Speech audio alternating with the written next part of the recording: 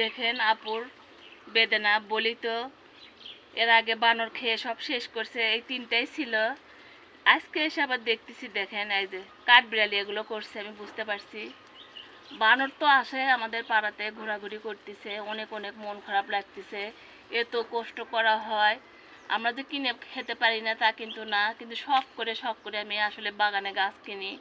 আমি তো অনেক অনেক মন খারাপ লাগে আমার, এই সব হয়ে যাচ্ছে আমার সাথে। দেখেন খাইয়ে কি অবস্থা করে রাখছে ওরা, আমি কিভাবে ব্যাগিং করছি আর কিভাবে খাইছে। আর এটা আপনাদের সাথে শেয়ার করি, অনেক অনেক মন খারাপ আসলে, এটাও মনে হয় ভালো নেই। দেখেন এত ব্যাগিং করলে আসলেও ভালো থাকে না, বিসমিল্লাহ বলে পারলাম। আর আপনাদের সাথে শেয়ার করি, এ দেখেন পচে গেছে, ওরা হয়তো কামড় টামড় দিছে নাকি আল্লাহ জানে।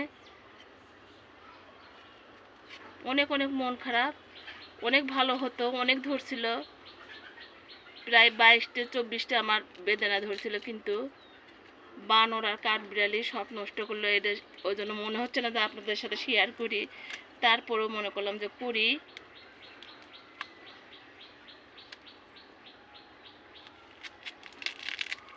দেখেন আমার মনে হয় না এখনো হয়েছে, কিন্তু এরা থুতে দিল না। আর একটু খাই দেখে আসলে কি অবস্থা। এখন এটা কিন্তু হয়নি, আরো আরো বেশি হতো।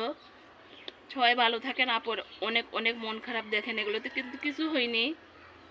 আর আমি যে এত পরিচর্যা করি, আর আমার বাগানে কাঠবিড়ালি কি করলে ভালো হবে কেউ যদি জানেন। বানর তো আর সবসময় থাকবে না, কিন্তু কাঠবিড়ালি অনেক, ওদের গ্রুপ হয়ে গেছে 20-24টা করে। আপনার মনে করুন যে দেখা যায় বাগানে থেকে দৌড় মারে, ছোট বড় দিয়ে সব। সবাই ভালো থাকেন, অনেক মন খারাপ। আল্লাহ হাফেজ।